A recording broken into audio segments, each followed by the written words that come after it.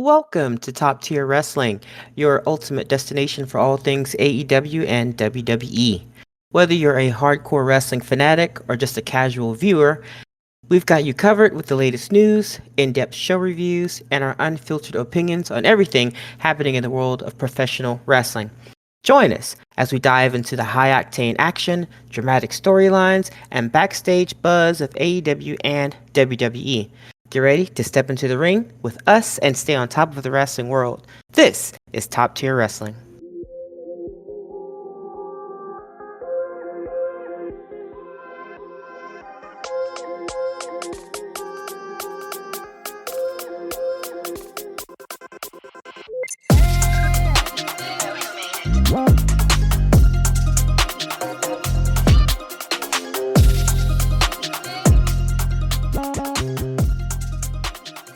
Welcome, ladies and gentle lady menses, to the greatest show around. That's right, the Top Tier podcast is here like a south of heaven given to your ears.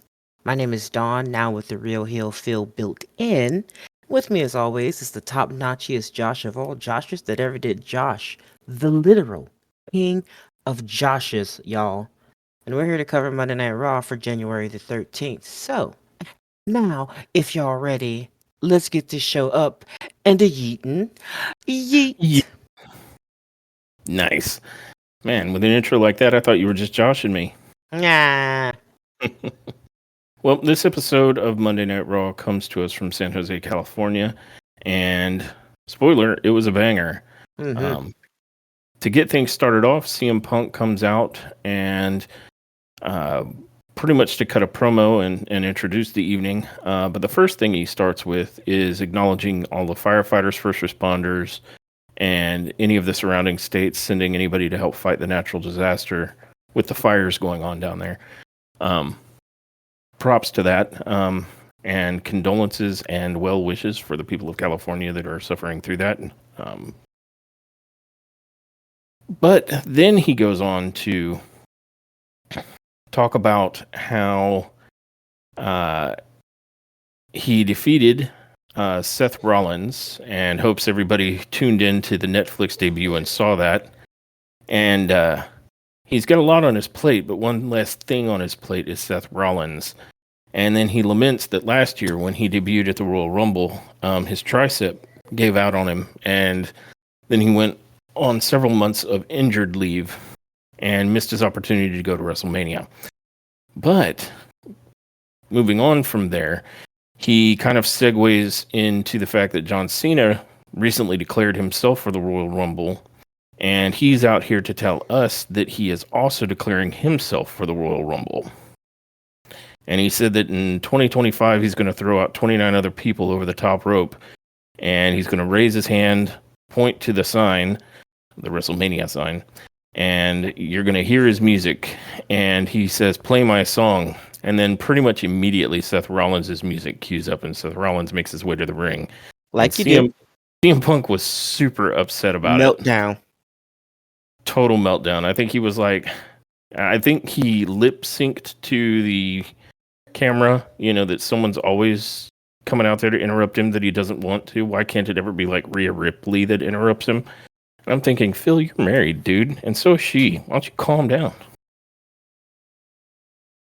I mean, I would be thinking this. No, I'm kidding. Yeah, guy, calm down. Wow, Phil. So Seth comes to the ring and states the obvious. He says, "Look, I know you're not happy to see me, but you shouldn't be surprised to see me." Because he had told him that win, lose, or draw, he's going to be standing there in the ring on Monday Night Raw.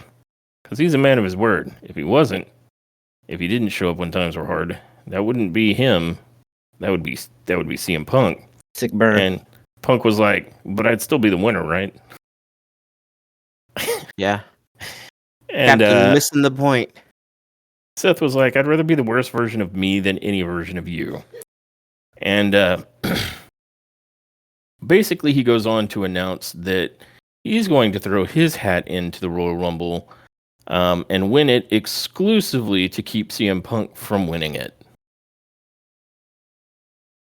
Sounds reasonable. Yep. And after a little more of an exchange where they were kind of like just comparing dicks, Drew McIntyre, his music cues up, and both of them are like, and Drew is like, just when I think you Let me can't tell get you about my dick, said Drew. No. Drew wins. Um, he says, just when I think you can't get any more disgusting, selfish, self-serving, you go and top yourself, don't you? And CM Punk immediately assumed that he needed to respond to that. Well, he said all the keywords. He did. And Drew was like, it may come as a shock to you, Phil, but not everything revolves around you. I was talking to Seth, and Seth's like, oh, snap, you're talking to me? Well, then get down here so I can stomp your big head right into the mat. And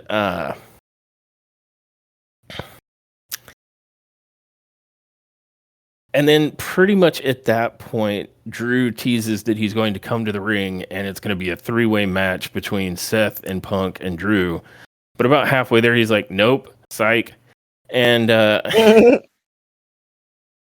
and he goes on to say, since Seth is only about it for himself and CM Punk is CM Punk, he's going to enter the Royal Rumble and keep either one of them from winning it. And more specifically, he doesn't want Roman Reigns to win it. I mean, now that he's gotten his Ulafala back and whatnot, he's trying to make his way back to getting that title belt. And Drew doesn't want that either. Yeah. So all three of these guys have declared, for their own reasons, that they're going to be in the Royal Rumble. And that could be very interesting. But moving on from there, we are brought to our first match of the night.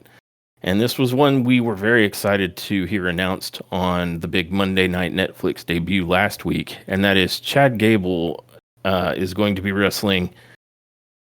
What was it? The best luchador that Adam Pearce could find. Mm-hmm.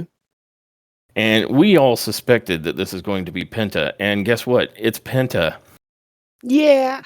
So when Penta's music hits, San Jose loses their absolute shit. And we did too, because we've been huge fans of Penta El Cerro Miedo ever since we got turned on to him over in AEW. Yeah. I know he's been around and done stuff before that, but that's where we saw him. And this dude is very, very good. And it was great to see him come out. And this match actually ended up being a banger. There was some crazy stuff that went on in this match between Chad Gable and Penta. Was there something you'd like to speak to here? I feel like Penta had to get his little sea legs. For like the first 5 or 10 minutes or so. But after that, he was back. He was back in action. And it just ended up looking like him and Chad work very well together. But then Chad works very well with pretty much anyone. I agree with you there. I think it's a testament to Chad Gable that he's the guy that they wanted Penta to debut with. He's hella underrated, honestly, for what he does. And I hope they end up giving him his props sooner rather than later, But aside from all that, I thought Penta's outfit was cool. Yeah, I'm that one. Okay, shut up, guys. I mean, it was super cool. And Chad was hella mad because his outfit did not match the attire for the evening, but Penta's did. Apparently, he did not get the email or the text. He did not pay attention, but Penta paid attention, so he came out looking cool as a fan, and it was good. Yep. And he sure, Gable must have watched him over in AEW because he sure didn't let Penta get away with trying to do the Zero Miedo taunt right in his face. Like, Chad immediately grabbed his hand and was like, nope. I was like, hey. This was a pretty good match of give and take. Like, it was a highlight reel for both of these two men. Yeah. Gable at one point German suplexed Penta on the apron and it looked ferocious. Yeah. And there was another German suplex in the ring that I think was pretty fantastic. Let's see. He of course got him into the angle lock or the ankle lock. Really solid performance from Chad Gable here. And then it was almost all of the highlight reel of Penta's moves, except for the fact that we're not yet at the point where he can introduce the fear factor. Yeah. But he did give us the Mexican Destroyer, and it was fantastic. Like, we've seen one or two, a handful of destroyers done in WWE, but this was outstanding. Like, he ran from the corner and just drilled Chad Gable with it, and it was flawless looking. Yeah. Um, let's see. There was another move. What did he do? Let's see.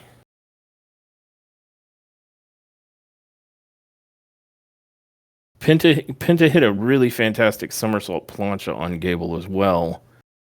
Um,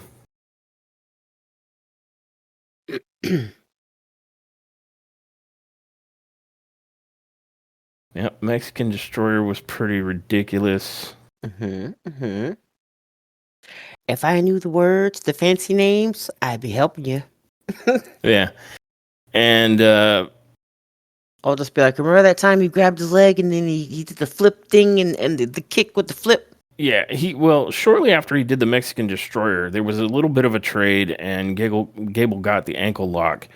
But Penta then transitioned into kind of a grounding hammerlock and delivered I don't know if you'd call this a submission so much as it's like a pain stretch, but he gave him the sacrifice, which looks just like a nasty, nasty hammerlock arm breaker.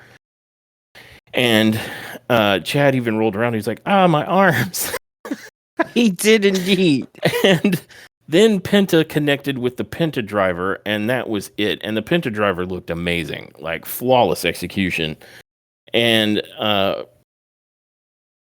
of course, not the fear factor. We're not quite at that stage yet. They're still freaking out over the fact that Kevin Owens did a package pile driver. I don't think they're ready for Penta to hit fear factor. But all told, a really pretty solid debut match. And after the match, Jackie Redmond welcomes Penta to Raw on Netflix, and Penta declares that WWE is his new home. He knows everyone's been waiting for this moment, and he's the one that's been waiting for this moment, he goes on to say. And he gives thanks to his family, and he says, this is a new era, right? This is the new Netflix era, but this is also the new Penta era, because he has Cero Miedo. And cuts a cool promo at the end. And all of San Jose, of course, pops insanely for this. And I have a feeling, I don't know for sure, I'm guessing because of the way he interacted with the people. But there was a couple of little girls and a woman that were at ringside, and one of the little girls was in tears. And I'm thinking that was like Penta's wife and kids.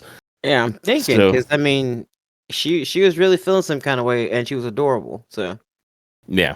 So they were thrilled to see, presumably, their father and or husband debut in WWE, and that was fantastic. Agreed. Quite the lovely scene. Emotional and shit. And who knows, maybe this represents a turning of the page for how luchadors get depicted in WWE. Oh, it better fucking be. Because you don't waste Penta's time if it's not. Like, seriously. I'm hoping that they fucking take the reins off of their luchadors, because they got some good ones. And yeah, they've had Dragon Lee. A little more appreciation for what these dudes do would be extremely warranted. That's one of the things that I really do love about AEW is they have some amazing luchador matches. And I kind of feel like they don't get in the way of these dudes. Just let them do their thing. I kind of wish I kind of wish AEW would follow their same their same path when it comes to their wrestlers from Japan. But that's another podcast. Real talk. Yeah. But this is this, I hope, is the start of WWE taking their lucha wrestlers seriously, man. Because these are some dudes that could do some shit that just other wrestlers can't do. Let them do it. You let them do it. Be amazed. The audience wants it. They want it. Yeah. And that is one of the things I'm hoping that Netflix allows. Like, I know there was a lot of talk about like, oh, now they can be, TV 14 or even more adult. I don't think that's anything they're interested in. I think they've said as much. But what I am kind of hoping is that now that they're on a kind of like a cable network, but not network television, so to speak, that maybe they can make some of the wrestling action a little more intense and not. Yeah. I've said this before. I'm not necessarily looking for barbed wire deathmatch blood or any of that stuff, but Hmm. like some of the high impact action and stuff like we saw in that match with Chad Gable, Yeah. like the suplex on the apron and hitting the Canadian Destroyer, and maybe as they are teasing this, bringing back pile drivers as moves that are allowed in the WWE, um, because that would allow them to get their in ring up to compete more with one of the strong suits of why it's worth sometimes looking at AEW. Yeah. The stuff they're able to do in that ring is a little bit beyond what they've been allowed to do in WWE, at least during Vince McMahon's tenure. And so I'm Yeah. hoping part of Absolutely. this new era is bringing back those moves that got banned or removed for so long that these guys can do all day. They're good at it. Yeah.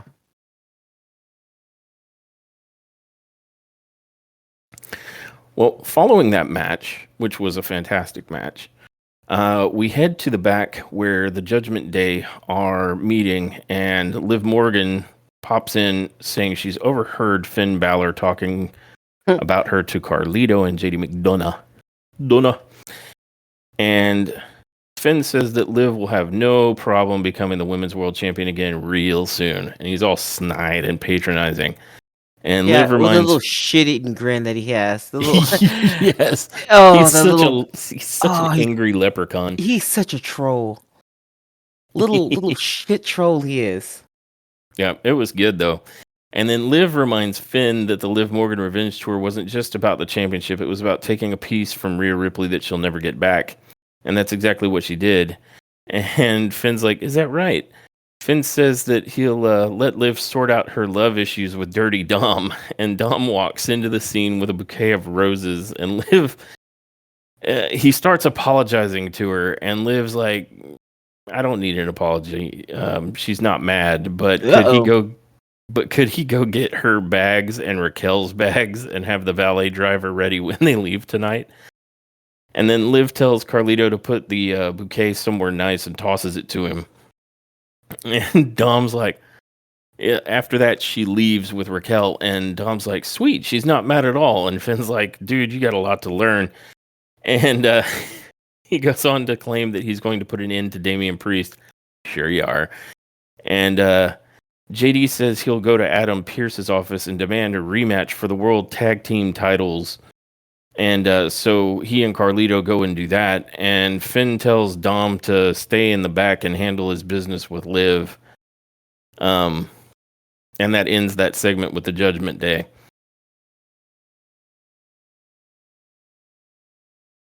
And that brings us to our second match, which is Sheamus versus Ludwig Kaiser. To ask you though, I was trying to gather my thoughts about it because I'm not sure how I feel about it. Do you think that they're going to continue with the Judgment Day, or do you think they're about to break this group up? What do you think? And what are your vibes there? I'm not sure because they've lost all the gold Right. that they had. Mm-hmm. And as near as I can tell, Rhea Ripley and Damian look like they have like after the events of, well, maybe I'm Yeah. spoilering, You know what? but Maybe we talk about that at the end, right? yeah. Maybe should I just put a pin in that conversation? We'll put a pin in that But question.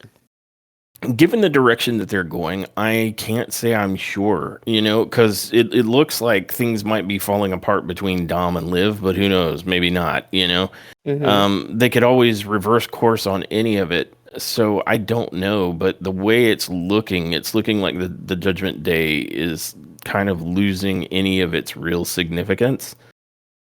So we'll have to see, I think, is my answer. I Okay. need more information. Like if we can establish a trend, then probably, because there's just not a lot of meat on that bone when you break it Yeah. down. It's just Liv and Raquel and like Dom and Carlito and JD McDonough and Finn, and it's like, okay, you know. Um, You just name like 12 people, but you're like, it's not just not much there. well, but individually there isn't, right? I Like know. JD You're right. You're McDonough right. has only been built up as a henchman of the Judgment Day. Carlito just shows up to look stupid. Raquel has been, since she's returned, just Liv's henchman. So I mean, there really isn't much there. Dom has been trying to go out there and have kind of a career for himself, but like even the matches that he gets close to winning is more like he barely made it, right? Like so Yeah.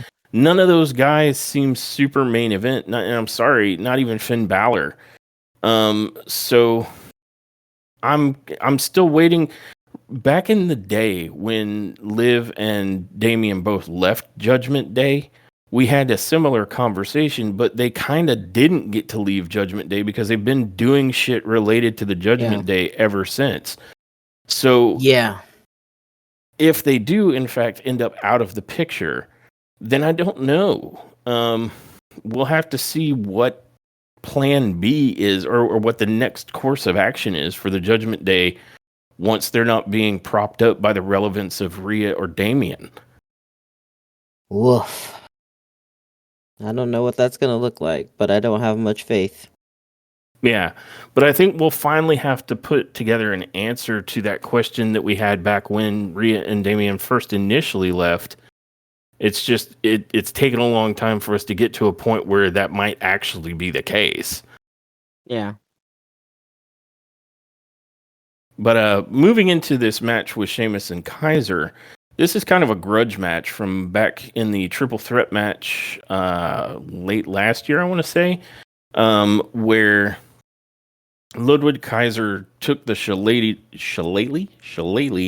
to Sheamus's riblets pretty hard and made it so that Braun Breaker could, ultimately win in that triple threat match for the Intercontinental belt. And so there's a lot of heat on this one. Like Sheamus is wanting to beat the life out of Kaiser, and Kaiser is, of course, wanting to beat the life out of Sheamus. But long story short, Sheamus ends up succeeding. Pretty much right out the gate, there's some ferocious chops and some underhanded shenanigans from Kaiser. But Sheamus pretty much overpowered him. Like anytime he got off the ground too much.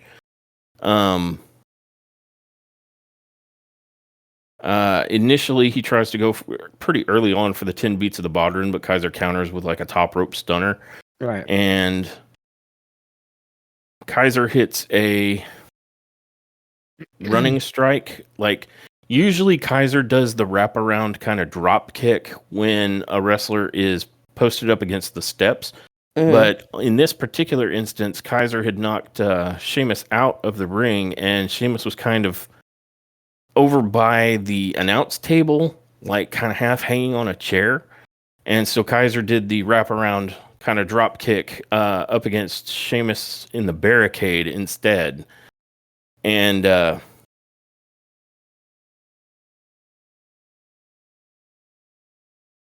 let's see. He then goes on to bring Sheamus back into the ring, and he tries to get a pin, only gets a 2 count. And Sheamus is looking kind of irritated at this point. And Kaiser then hits Sheamus with a penalty kick, and Sheamus is taken to doing this thing where, at a certain point, I guess to Hulk up or something, he'll just sort of fight a good portion of the match from his knees and be like, "That's all you got, fella." And I'm like, I'm not sure I'm real thrilled about that because, like, it's not like they stand there and just kind of pity punch him. Like, they sitting there kicking him in the face, and I'm like, dude, you are eating way too many shots. So Kaiser's like kicking him and booting him, and then Sheamus gets up and they're trading titty slaps. And Sheamus eventually gets tired of the titty slapathon and hits Kaiser with a clothesline. and then launches him over the top rope. And then from the apron, he grabs him, and this time he successfully gets the 10 beats of the Bodhrán. Then I like how he got him back in the ring. After the 10 beats of the Bodhrán, he just sort of stepped like 2 feet away and then clotheslined him back in, like just sort of wrapped his arm around Kaiser's neck and drug him over the top rope. It looked kind of mean. And let's see. I want to say at that point, Sheamus picks him up and puts him on his shoulders and carries him up the ropes and hits an avalanche white noise for a 2 count. And Kaiser goes for the shillelagh at this point and decks Sheamus in the, I want to say he tried to hit him with the shillelagh, but he ends up decking him with like a back elbow. And Sheamus counters that with like one of the pump knee strikes. And then he sort of plays to the crowd and goes for the brogue kick, but Kaiser counters with I think a chop into an enziguri. And then Sheamus ends up kind of countering out of the attempt at the DDT finish. I don't know if it's a swinging DDT or but it sits up kind of like he's going for Sister Abigail, but then he puts his arm around the opponent's head and turns it into a DDT instead of a like spinning flatliner. And Sheamus ends up hitting him with another pump knee strike, and Kaiser then immediately responds with like a very fast execution of the Kaiser roll. And it only gets a 2, and Kaiser mocks Sheamus, and Sheamus then ducks under a running enziguri attempt and bounces off the corner and comes back with like a really kind of out of nowhere brogue kick and picks up the victory. And then he goes out of the ring and he's like carousing a bit with Pat McAfee. But Braun Breaker is actually in the crowd, like just a few feet away, and they start having a standoff, and they kind of have a shoving contest with the barricade between the two of them that the ref then comes over and is like, "Stop it! No, don't do it!" And that ends that segment, and Sheamus wins that match via pinfall, which sets us up for Braun Breaker Sheamus 3, I think, at this point. I think so, yeah. But altogether, not a bad match. One thing I will say, it seems to me that both Sheamus and Drew McIntyre only ever succeed at landing either the brogue kick or the claymore, respectively, if they don't do the big taunt in the corner first. Yeah. Like if if Sheamus goes to the corner and starts doing brogue, like it always misses, 100% guaranteed.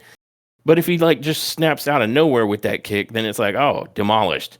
Yeah, and it's the same with the claymore. If Drew is in there counting 1, 2, 3 to do it, they like inevitably it gets countered or dodged or something. But if he just like out of nowhere hits you with the claymore, then you're dead. So I'm waiting for them to figure this out. Yeah, just like Sammy's figured out, don't come running at him when he's in the corner. Yeah. Yep. Yeah, running at Sammy in the corner is a good way to just lose the match at that point. Like that's where Sammy is God. Unless you want to see what the arena looks like upside down, don't run towards him. If you're curious, then go for it. Like to be staring at the lights. Yeah, if you're like, I wonder, just run towards him. Arms out, everything, accept it. But a pretty solid match between those two, and then following the match, we have to him like Baby and Dirty Dancing. Have the time of your life. Precisely. At this point, Kathy Kelly stops to interview Seth Rollins, who is like, I don't know, power walking somewhere. He's walking through his rage. And he says next week on Raw, he just set it up with Pierce. He'll be going one-on-one with Drew McIntyre, and Seth is tired of Drew pestering him. And Seth owes him one for last year's WrestleMania. And then Sami Zayn pops in and says to Seth that, he's here for him if he needs someone to talk to. And Seth is like, yeah, it was kind of a rough week for me, but it had to be a great week for Sami. And Sami's like, what do you mean? He's like, your boy Roman Reigns got the Ulafala back. What's next? Is Sammy going to help Roman win the Royal Rumble or help him beat Cody for the WWE Championship? Seth wants to know when Sammy's finally going to look out for himself. Mic drop. And Sammy's just sort of left going, meh. Seth is just mic dropping all night. He's just going around. He's just going around preaching a sermon with his He Bible is. of Seth. Yeah, he is the book of Seth. Speaking of biblical, we are brought next to Karrion Kross of the Final Testament, who is informed that the Wyatt Six have been moved to SmackDown. Okay, I'm glad that we're here now. What do you think that's about? Because they had something good going, I thought.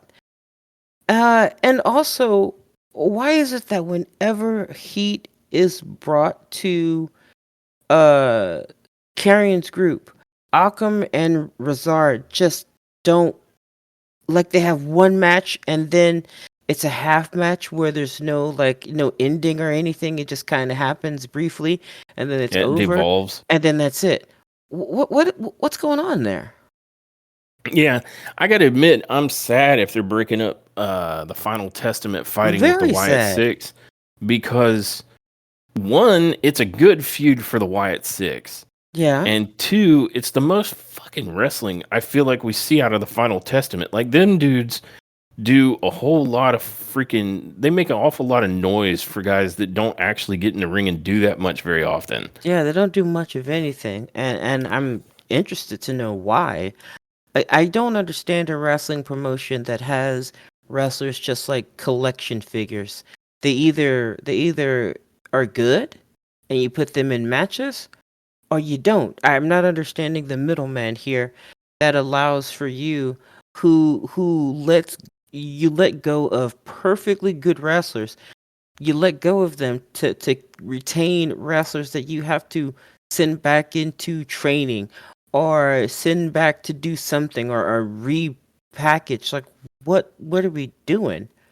What are we doing? So if Akim and Razar aren't wrestlers, then what do they do? Yeah, I'm Where's hoping. Omos? Like, I have so many Yeah, questions, yeah. man. Omos Like, is barely there now. are you a wrestler? Are you a wrestling promotion, or do you just collect muscular people? Yeah. Because I'd like to see them in a match. Like, they're wrestlers. What else do they do? Well, what I'm kind of hoping this signals is that the Final Testament goes with them, and they end up rekindling that feud over on SmackDown. I mean, since we've been told that the time portal for SmackDown and Raw doing some trading is currently in effect, because I really don't see what Karrion's group, the Final Testament, could accomplish here. But they could really get in trouble, like, over on SmackDown. Like, they could feud with the Bloodline. They could feud with the Wyatt Six. If they're gonna get into the ring, I agree. I got several question marks when it comes to Akam and Razar, only because I've seen them very, very like little, so little in fact that I can't even go back and go, well, do they wrestle dangerous or are they just kind of unsafe? Yeah, I'm not sure. I would have thought their limitation might be that maybe they can't do anything on the mic. But I don't even know if that's true. But they haven't really had to, because Karrion's their mouthpiece. And failing that, they've got, what's that old dude that's with them? Yeah, I keep forgetting his name, but Ellering? Paul? Is it Paul Ellering? Yeah, I think that is. So, it ain't Paul Heyman, that's for sure. Yeah. There's other people there, though, that could be the mouthpiece for Occam and Razor. And Occam and Razor are like two really giant guys that would be excellent to see actually wrestle like anybody, but they'd be amazing to see go against like the Viking Raider or the War Raiders. Yeah. Anybody, man.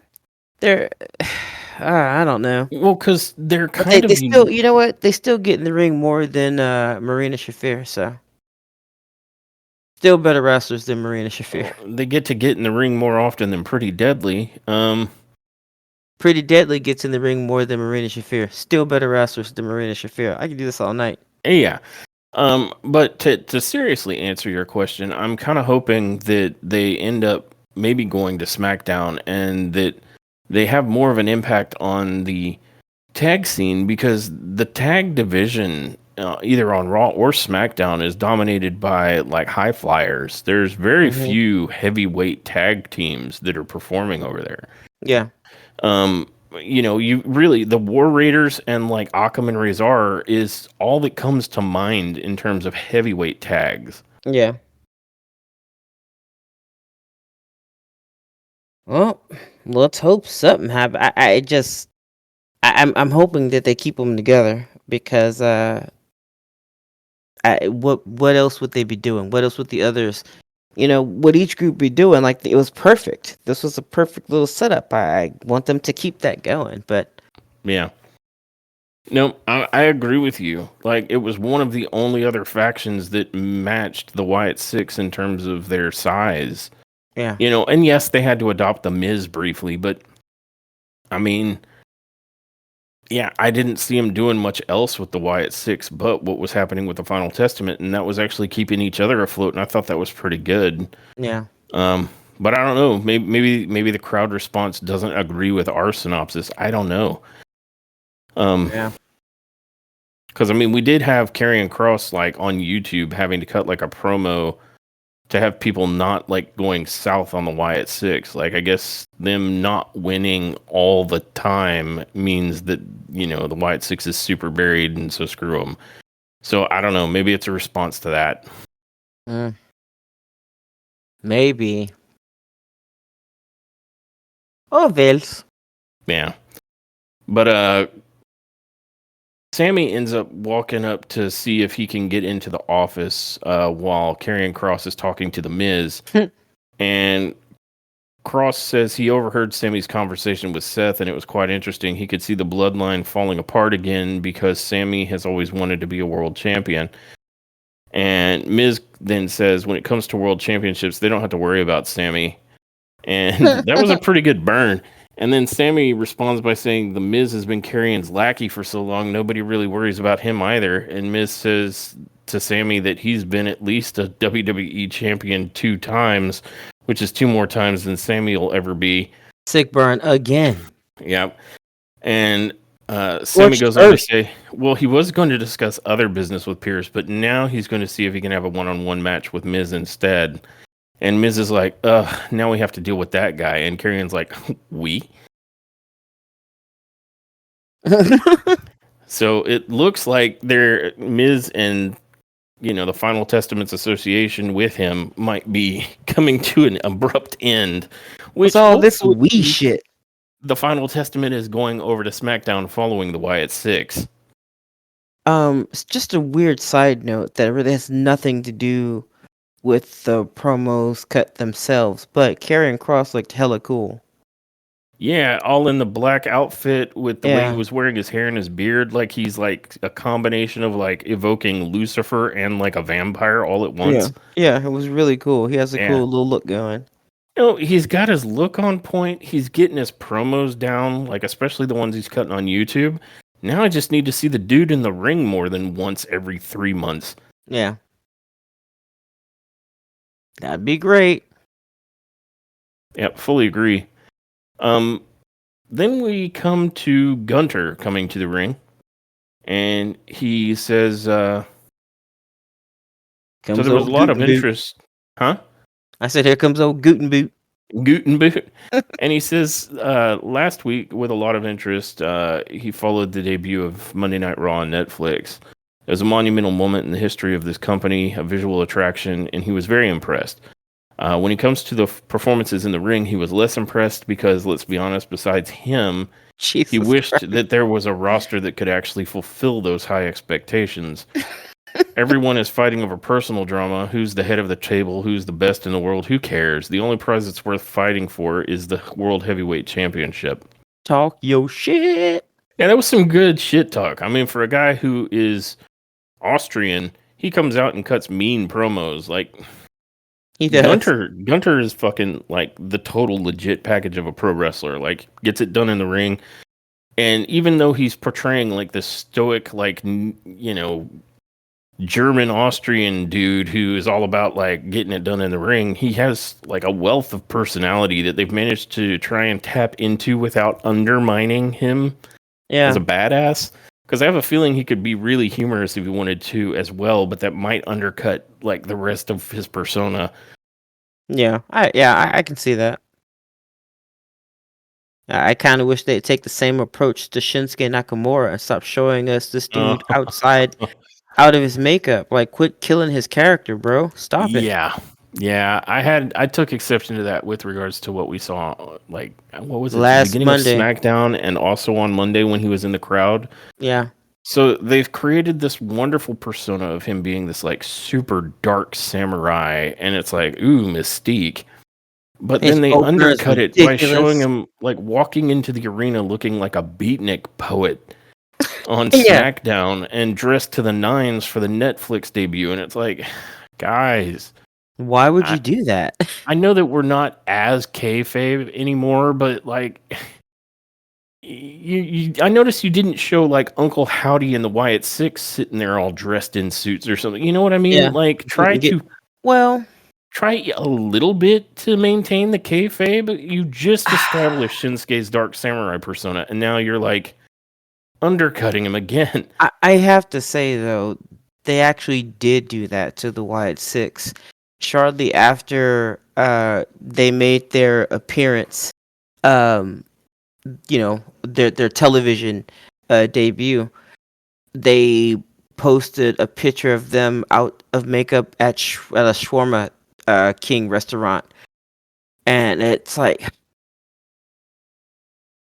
and I think somebody who saw that, I forgot, I think it was like Booker T or somebody who was like, Yeah, don't kill that. Like you just got them where you wanted them to be. You've established them as ooh creepy, and now you got them sitting around in like Nikki's wearing a summer dress.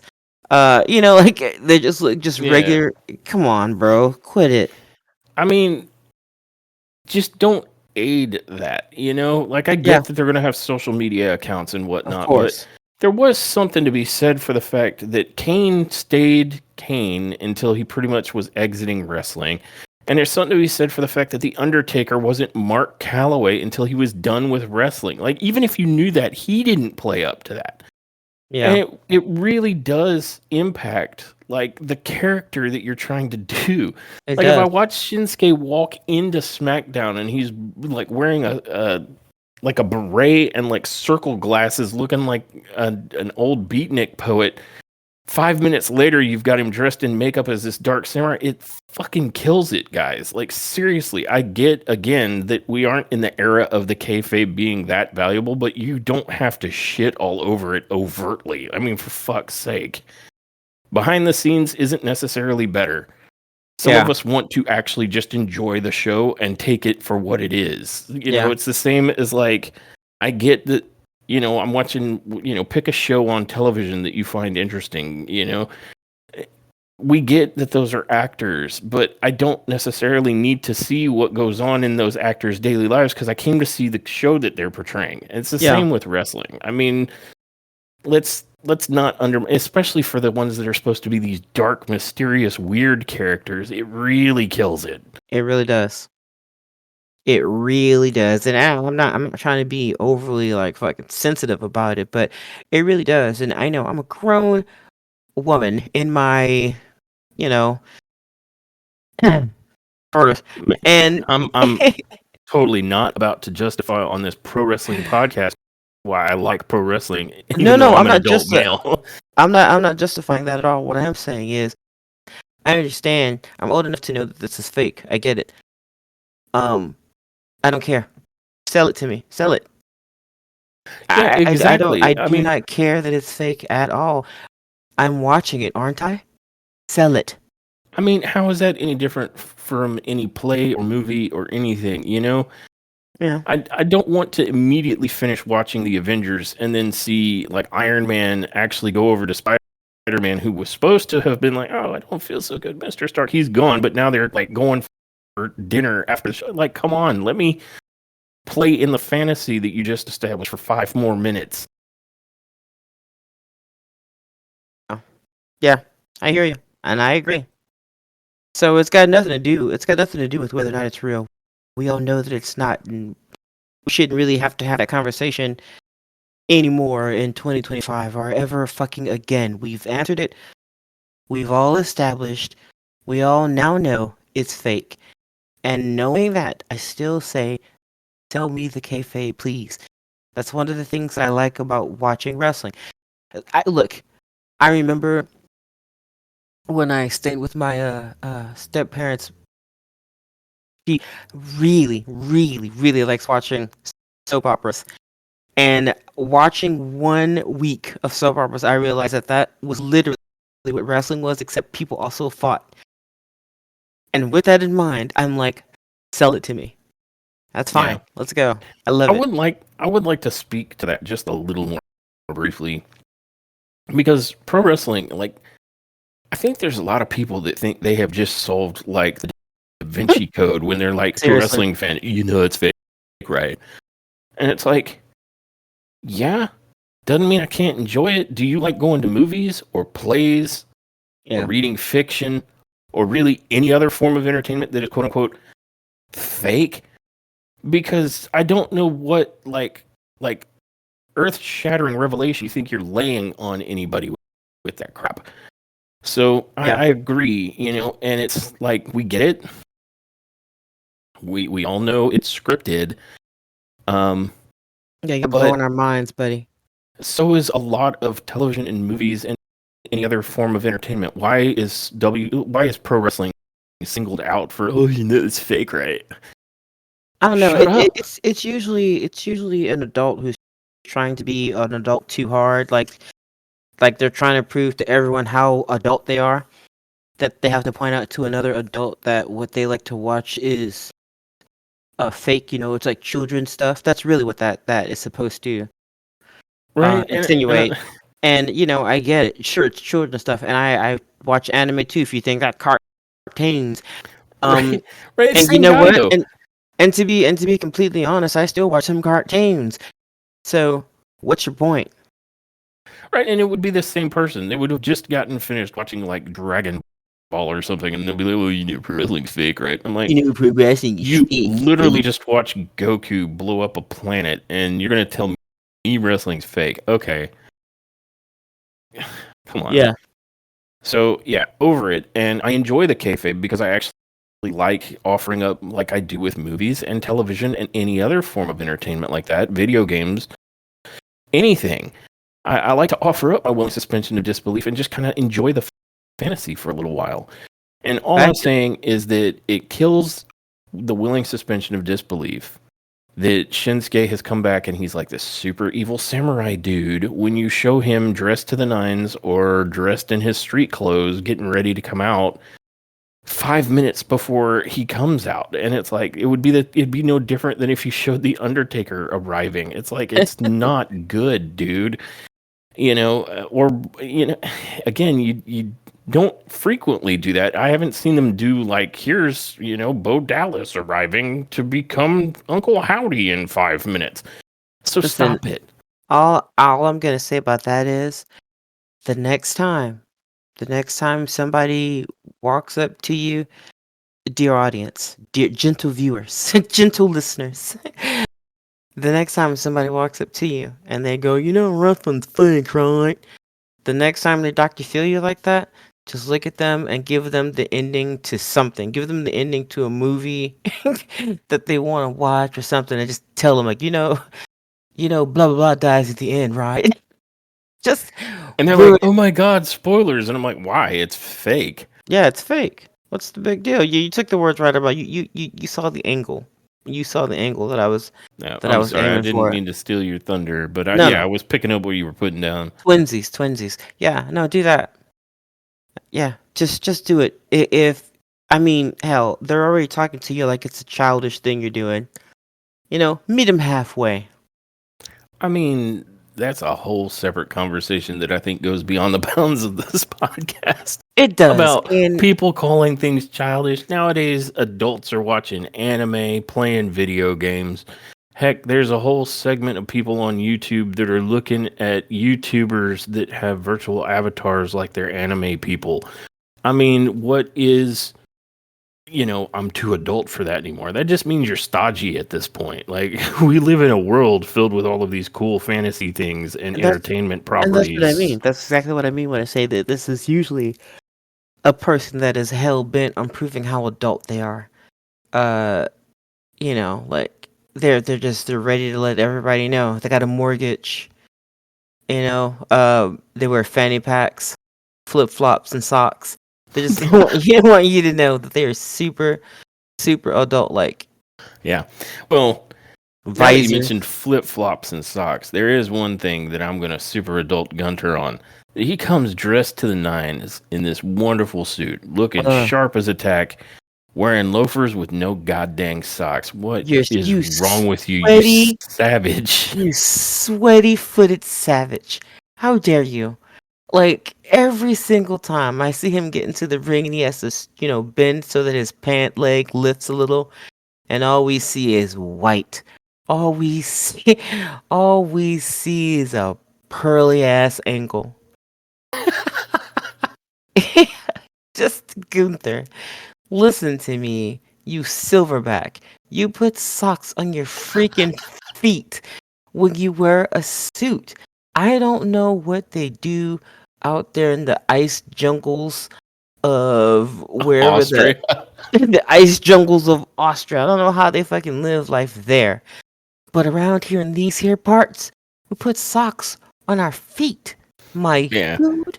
I'm almost sure he'd be like, well, that's the European style. And I'm like, well, Amazon Well, delivers to Europe and you can get a pack of socks. You know what I let mean? me look around here just for a second, Gunther, and let me see. That's right, not Europe right now. If you don't put socks on your little oniony smelling feet, nobody wants that. You've ruined those shoes. I hope you know that. I hope you know Right? that you have ruined those shoes for everyone. Your acidic sweat's gonna burn a hole in them damn things, Oh, man, and it's there going it to smell is. so bad. Gonna smell like burnt hair and Cheetos. Ugh. Good sir, put Well, some socks on your feet. Don't moving tell me from they don't have socks big enough. They got socks big enough for your little Sasquatch feet. Put them on. the Bigfoot socks. Look, if they found some shoes to put on them clog hoppers, then you can fucking find some socks, okay? Put some socks on your giant demonic hooves. What is wrong with you, sir? Well, moving on from feet, we get to yeet because after Gunter points out that the only prize worth fighting for is his world heavyweight championship No, it's a pair of socks. and a pair of socks, Jey Uso comes to the ring and the crowd loses their shit. Of Of course, course, they because it's hear Jay. Uso and that's it. They're done. They're like yeet yeet They yeet they yeet yeet. they hear ooh. That's it. Yep. And so for the next 10 minutes, Gunter is watching Jey Uso warm up the crowd with his entrance. And it's always fun. I mean, it's never not fun. And when he finally does settle down, he himself is out of breath when he's trying to say this to Gunter because he was yeeting too hard. And he says, "Did I hear you say you need someone to care about the heavyweight championship? You're looking at him. Main event Jey Uso. Hey, Drew's behind me. Family drama behind me. Yeet, So it's me now. yeet, 1-on-1. yeet, Saturday night main event yeet, for the World Heavyweight Championship." yeet. And Gunter then goes, "Just to make sure, Jay, you're serious about this?" Jey Uso says, yeet. Yeet. And Gunter goes on to say, "Well, I admire your courage coming out here and challenging me. And I would be naive to say that I could hold on to this title forever. But it would be even more naive of you, Jay, to think that you're the guy that takes this away from me. I really want you to think about it and really understand this because as you and I remember, we fought over the Intercontinental Championship twice. And I've beaten you twice. And Jay, I know exactly what you're capable of, and it's a whole lot less than what I'm capable of. And he says, I'll give you this. You're funny, you're entertaining, but Jay, when that bell rings, I'll expose you for what you really are, which is just a really talented tag team wrestler. Face it, Jay, you're not on my level. You know, to you, main event is a nickname. To me, main event is the place where I belong. So I suggest you think about it, stick to your yeet, and stay out of the championship business. Saturday night's main event, that's fine with me, but the choice is up to you. And that I last mean, line I thought was weird because I'm like, didn't didn't he didn't he just come out tell here you? and tell you he wanted to fight you at So Saturday night? I guess he wanted him to tell him again. Let me tell you something. You got to be a cold piece to be invited to something and then invite the person that invited you to it. Right? Chris Angel, mind freak. Yeah, I think Jay. Hey, do you want these chips? No, I think the question is, do you want these chips? Wait, Shit. Wait, I I think I do. I think I do. Yeah, so I feel like Jay Uso, because Gunter then gets out of the ring, and Jay Uso sits there thinking for a minute. And I don't think it's because he wasn't sure if he wanted the belt. I think he was gaslit and slightly confused, and it took him a second to be like, "Wait a minute, Yeah, did he this started dude crying. just He was. invite me to the challenge He's. that I just gave?" Yes, sir. So he ends up saying, "Gunter, hold up, G. You see, I do respect you. Everything you said, everything that came out of your mouth, it's true." Um, and he goes on to say, "He's better than me." And they're like, "Yeet." He's and he says, "I'm not supposed to be here. Yeet. Not supposed to be in this spot. Yeet. Yeet. Not supposed to sell all this merchandise. Yeet. Yeet. Flexing. Flex on them hoes. Just a tag team guy. Yeet. Yeet. Hell yeah. I was scared to do this alone. I was scared to step out and do this by myself. But look, Oos, I wake up every single morning betting on myself because I'm still trying to earn my respect. So at Saturday night's main event, you're going to respect me when I'm beating your ass for the World Heavyweight Championship. It's not just a nickname, it's where I belong. And if you want Jey Uso to be the World Heavyweight Champion, let this fool know it in 1, 2, 3. Yeet. Yeet. Yeet. And so Jay managed to salvage what had gotten to be a kind of an awkward promo True. with Gunter. He super Uno reversed the challenge. Yeah. He did. He oh my god. Oh my god, what was it? What is it? Star Wars. Yeah, these are not This is not the championship you're looking for. Yeah. Jedi mind tricked Jey Uso. Thank you. He Jedi mind tricked him. Fucking Jay was standing there like, huh? Oh. He was like, wait. Oh. Indeed. Nani the fuck? Yeah, definitely. That was Nani the fuck, but he got it back on track. But after that, we are brought to the third match of the night. And this is kind of a big deal match. This is Dakota Kai versus Lyra Valkyria for the WWE Women's Intercontinental Championship, the inaugural. Mm-hmm. And I went into this fairly certain that Dakota Kai will not win. Yeah. I mean, I did too. Lyra Valkyria. I think the caveat I gave was if Io Sky, if they pull some shenanigans with the damage control, maybe. But ultimately, that wasn't the case. Now, it wasn't a super lopsided match.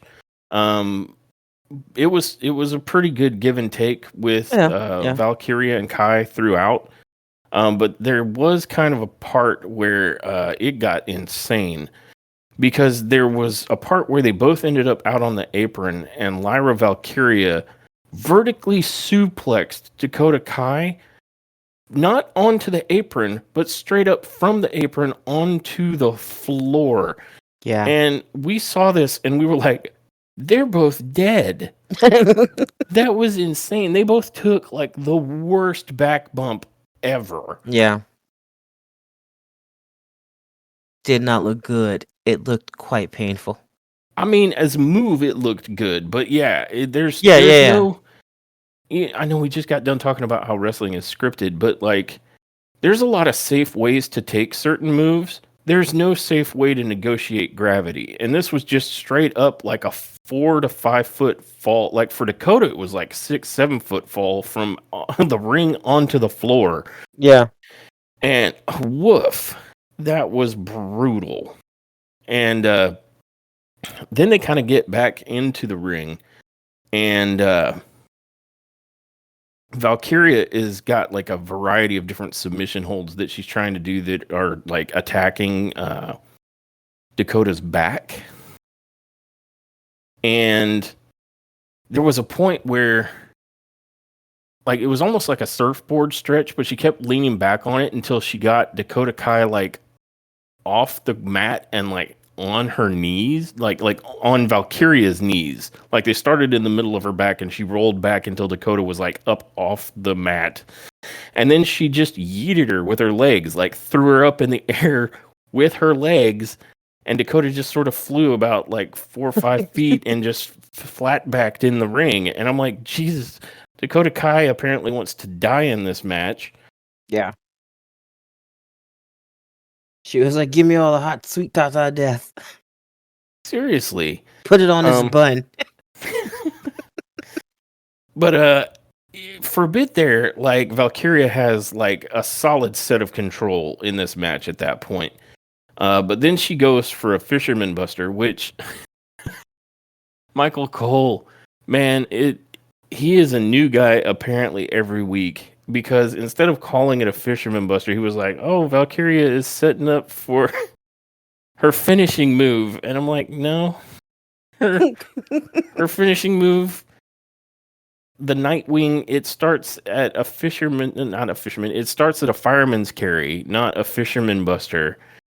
And I'm like, Michael, like, how long you been doing this? Like, get Corey back up out of NXT and send Michael over there. I was gonna say they have somebody who knows the move. Oh, that's right, he's on NXT.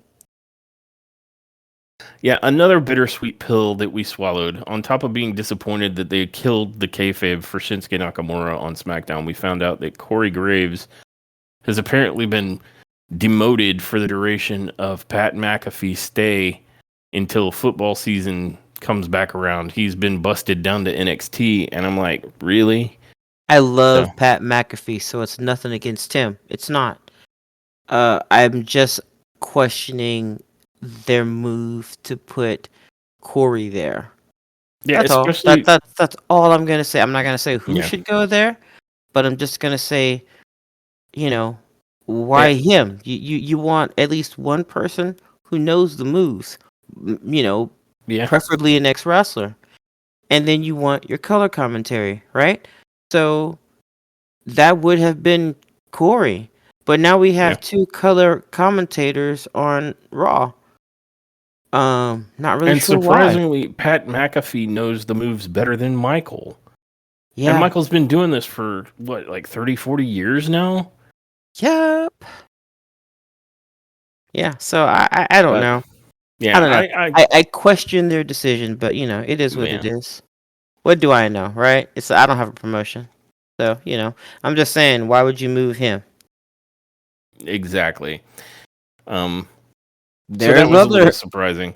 And others you can move. That's all I'm saying. All I'm saying is that it was highlighted to me when Valkyria is going for like a fisherman buster, which sets up like a perfect plex because it's a fisherman suplex style move.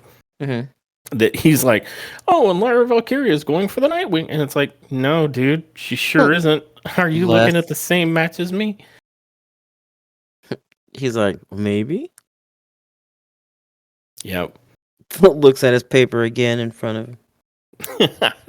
But instead of getting the Fisherman Buster, Dakota Kai ends up going for an inside cradle and getting a 2 count. And then when they get back up from that, Kai super kicks Valkyria. Valkyria dodges the attempt at the penalty kick and delivers a combination of strikes. Then Dakota goes for the scorpion kick, and it looks like Valkyria blocks it, but Kai uses her other foot to kick Valkyria in the face Aha! with up kicks like Surprise! 4 or 5 Second foot. times. Yeah, she's like, "Behold, I have yet another foot," and kicks her. And Valkyria's selling it by looking like she's drunk. It was hilarious.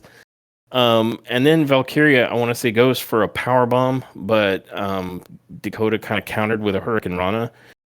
And I say kinda because it looked less like she countered and more like Valkyria just flipped herself over. But then Kai drops Valkyria with the face wash in the corner. That's kind of a signature move for her. And then she hits the chiropractor, which is like a flipping backstabber, which is a cool looking move. I think it's a cooler looking move than go to kick. It is, yeah. But she hits the chiropractor for a 2 count and attempts the go to kick, but Valkyria counters back to her feet. And Valkyria then just bodies Kai, lifting her up into a powerbomb position and hitting her with a huge running Liger bomb, which looked amazing. Yeah. But only gets a 2 count. And then Valkyria actually lands this like spinning roundhouse that she's tried like 3 times previously in the match. It finally connects, and she follows that up with a top rope move that also scores a 2 count. And then Kai clocks Valkyria with the scorpion kick and hits her with that leaping stomp in the ropes, which is another cool move that Dakota Kai has in the arsenal. Mm-hmm. And she connects with GTK at that point. But Valkyria, her momentum, she keeps rolling, and so Dakota's not able to go for the pin because Valkyria gets out of the ring. And so Kai then comes outside and struggles to lift Valkyria up and push her back into the ring. And goes for the face wash again, but this time Valkyria like rolls out of the way and then hits like a sling blade on Dakota, and then plants Dakota with the Nightwing to pick up the victory. And that makes Lyra Valkyria the inaugural WWE Women's Intercontinental Champion. Yeah, and I mean, I kind of knew it. I knew it was gonna. I knew it was gonna be her. I mean, they even gave her a special introduction. Like her opener was all like, you know what I mean? So Yeah, she got the super special opener, which kind of telegraphed who was going to win. yeah, but it was still a good match. It was better than I thought it was gonna be. I'll say that. It was better than I thought it was going to be. It was one of the better matches I've seen Dakota Kai participate in, and so I will Agreed. give credit to both women. It was a pretty solid match. Yeah, yeah, for sure.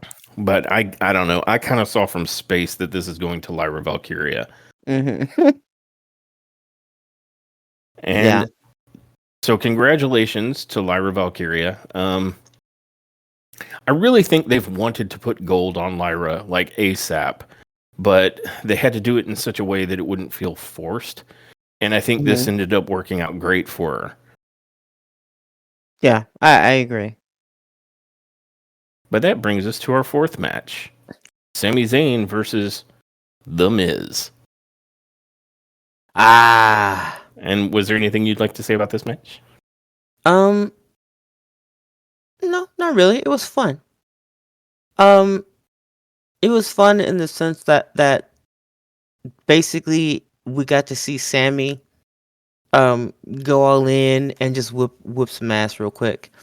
Because the last time we saw him in the ring, that was not the case, right? And so Yeah. it was nice to see him just get in there and just do a little thing. It was also good to see Miz too, because he very seldom gets in the ring now. So it was just what I feel like is their is like their like I guess like just the fun mid card match of the night. And this one was. Sammy looked good. Sammy looked real good, and Man. he finally got somebody with uh Blue Thunder. Yeah. Yep. I liked that part, but I agree with you. This was a nice match for both The Miz and Sami Zayn because both looked pretty good. Mm-hmm. As is Sammy's kind of MO. Miz sort of was taking it to him for the first part of the match. until Miz screwed up and ran at him in the corner. Yeah, he But think I'm telling you, man. yeah, but prior to that, Miz was hitting off some nice moves. Like he got a really nice kitchen sink off on him. Um, and he hit like several running big boot kind of moves that just looked mean. Hmm. And he, of course, got off his kind of kneeling DDT that always looks amaze balls. Um, and so it looked like Miz was bringing it. And there was a point where Zayn got kind of in a corner mount and give him like all the punches, while he's standing over him on the middle rope. Hmm. And so he's all fired up, and the Miz rolls out of that, and then turns and runs at Sami Zayn in the corner, which leads inevitably and predictably to the exploder suplex in the turnbuckle. Yeah. And Zayn then goes for the haluva kick, but Miz counters it by hitting a big boot first. And that it was at this point that Miz drilled him with that DDT for a 2 count. And then Miz gives him some of the it kicks, but Zayn avoids the final one and attempts to do the Blue Thunder Bomb, but Miz counters that back to his feet. And Miz goes for the skull crushing finale, but Zayn rolls like into like an O'Connor roll out of it into a pin, gets a 2 count, and Miz backs Zayn into the turnbuckle and hits him with repeated back elbows in the corner. And then he takes off to run to the opposite corner, but Zayn follows him and immediately strikes him with a haluva kick. And then from the haluva kick, Zayn then hits a huge Blue Thunder Bomb to pick up the victory. And it was a pretty solid match between these two. And as you pointed out, it was neat that Sami Zayn finally beat somebody with the Blue Thunder Bomb instead of the haluva kick. Yeah. It was really cool. So, uh, like I'm not gonna call it match of the night or nothing, but it was solid. it It was was a solid. good Yeah. match. Yeah. It was good. It was real good. And following that match, we are informed that at Saturday night's main event, which they're having again kind of early in 2025, Braun Breaker will take on Sheamus for the Intercontinental Championship. And I wonder if they're gonna start doing Saturday night's main event more frequently. Like, is this gonna be just like one of their throwaway like PLEs? When I say throwaway, I mean like one where they have like some mid card belts that they want to switch around, or I don't know. or we gotta change the storyline real quick, so let's just have this match here, that kind of thing. Because you're right, it is really interesting that they're having it again so soon. Yeah, I don't know if they want it to be a more regular occurrence or if, because it's my understanding, the network that they do it on, I think it's ABC, more or less tells them when they want it done or has in the past. Yeah. And then they have to kind of put it together. And so I had the feeling that Saturday night's main event kind of caught them off guard, near the end of 2024. So it makes me wonder if they talked to ABC about like doing it like early in 2025 so that it's not going to disrupt their plans. So maybe they're getting it out of the way. But I could be mistaken. Maybe they're trying to make it another like a thing. Because I mean they're having another one again like just a couple months later. Right. So it could be either way. I kind of wonder if they're just not trying to have more control over when it pops in, because I could see how, especially near the end of the year as they're heading into WrestleMania, it could be disruptive if it's not something they were planning for. But who knows? I mean, it's that either theory is just as sound, I think. Yeah. So who knows? Maybe they're capitalizing on it. But at any rate, I do think it's you might be onto something about it, allowing them to shift some storylines. But I mean, they're trying to put together something because we already have like a heavyweight title match and an Intercontinental Championship match. So now I'm Yeah. inclined to think, unfortunately, that nothing will probably move on main event. Yeah, Um, I am leaning more towards that. Um, because I don't see, as much as I want Sheamus to get to win, I don't see Breaker giving that build up just yet. not unless it was something like Sheamus finally wins it, but that sets up Braun Breaker to go back after it again. And so maybe Sheamus and Breaker have a huge match at Elimination Chamber or even WrestleMania for that belt. Well, maybe. Well, it would allow Sheamus to check it off his list, and I mean, let's face it, Braun Breaker already did a title drop in recovery once with Jay, Yeah. so it's possible, but it's equally likely that nothing major is going to move this close to WrestleMania season. Yeah. So that's a possibility as well. But I'm curious; it could Yeah. be something. But that leads us into a segment where we are shown Rhea Ripley entering the building. And then we are shown Rhea Ripley coming to the ring. And the crowd loses it when they hear this is her brutality. And Rhea makes her way down. And since this is the ladies, would you like to speak to what happens next? Yeah. Yeah, she got to the ring, and she says the line that everybody wanted her to say, which is "Mommy is back on top." Okay. Hey, you know what it is. Um, she pointed out that she might sound like a broken record to some of the people out there, but she just wanted to remind them, or remind the ones that might have forgot, that she is Rhea Bloody Ripley. And she's one of the most dominant women within the WWE. And now, once again, she's the women's world champion. Wow. Nia Jax's music cuts on, and she comes out with the blatant lie of her first line in her song "There's Only One of Me." I'm kidding. I'm kidding. I'm kidding, guys. Come on, don't do that. Stop it. Okay. Anyway, stop it, guys. Pull it together. Um, but no, she comes out and she says, and I quote, "I can't take this anymore." Oh my God. Is Nia Jax on the podcast? Yeah, special guest. I I thought, was Nia, I thought when you said you can't take this anymore, you meant that corset. the girl hurt.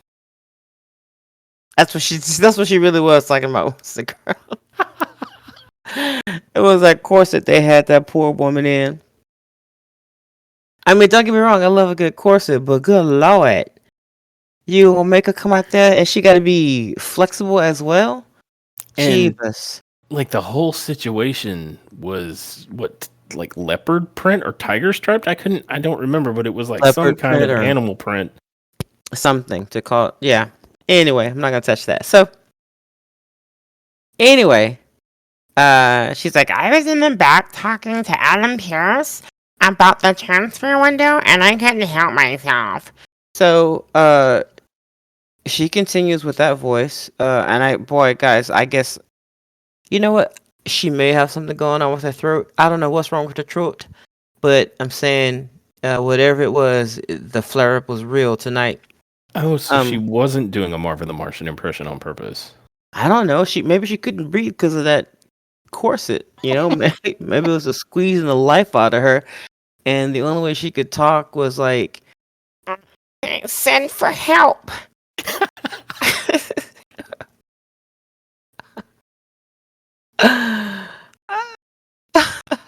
All right, let me stop.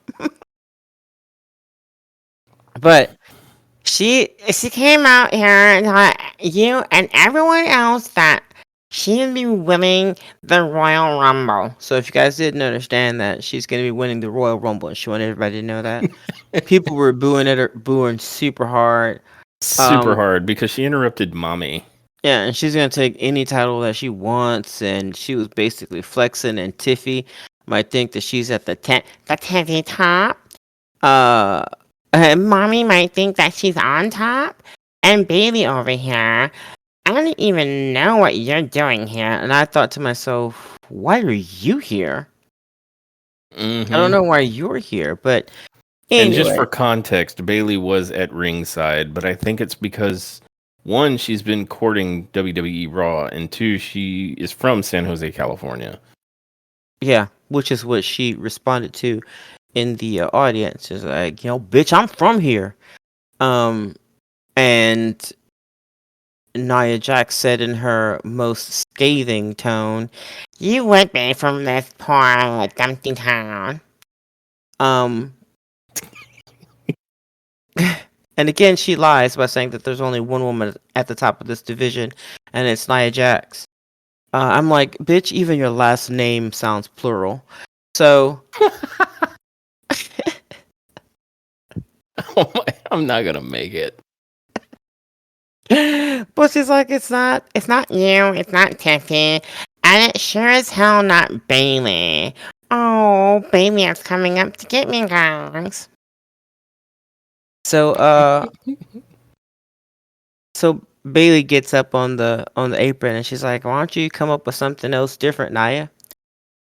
And Naya said, "It still works." Again, that's it still works. But before Bailey gets into the ring, she asked, she said, "Mommy, may I?" And I'm pretty sure there are several people in the audience that were like, "I'd watch that porn." Um, Oh no. but apparently we didn't see it because it was off camera. We could just hear it. But apparently, mommy gave her the approval, and so she's like, "Thank you so much." And she gets into the ring, and basically tells Nia that it's not, maybe it's not her show, but it's her city. So if Nia has something that she wants to say, then why don't she say it to her face? And she gave Nia the coldest, hardest, most gangster line ever, the most like crippling insult that you could ever give from one thug to another. She The looked her sickest. she looked her in the eyes and she said, "You can say it to my face, you big dumb idiot." Ooh, Oh man, Naya ooh, is gonna have to go to a nearby medical facility to treat those third-degree burns. ooh. Yeah, that hurt my soul. I was like, ouch. I reached for the Mm-hmm. band-aids. I didn't know what to do. Oof. How can we fix this?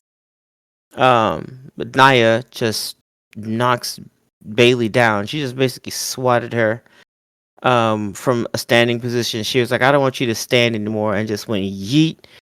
Um, and Bailey went, "Ah." um, That sounds accurate. and then Rhea was like, "Bitch, what you doing?" And Naya was like, I'm pushing you," and she pushed Rhea, and Rhea was like, "Oh hell no," and headbutted her. Right? Yeah. Uh, Unfortunately, she though, gave her the headbutt, and Naya was like, "Oh," and gave her a headbutt back. I mean, I appreciate Rhea and I appreciate her take on the Glasgow kiss, but Naya is Samoan. And Yeah, what do we not do to Samoans? you don't headbutt him. On top of that, you seen her noggin. Naya had her hair pulled back for extra forehead, and you could see that she was here ready to deliver some headbutts. Yeah, So Rhea brought her head and Naya brought like an Easter island. yeah, like Naya comes out here with a shined up bowling ball on her shoulders, and you coming out here with your little dainty goth head, and that was just got rattled around. Um, but after Naya gave Rhea a headbutt, we just call it a bowling ball smash. Um, Bailey found her legs again that were knocked off of her body. She put them back on. She had to crawl around the ring and collect them. Yeah, she put him back on and was kaya, bitch. Gave him a chop block. She gave Nia a chop block. Kaya.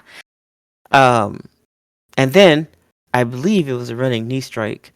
Um, and then Rhea was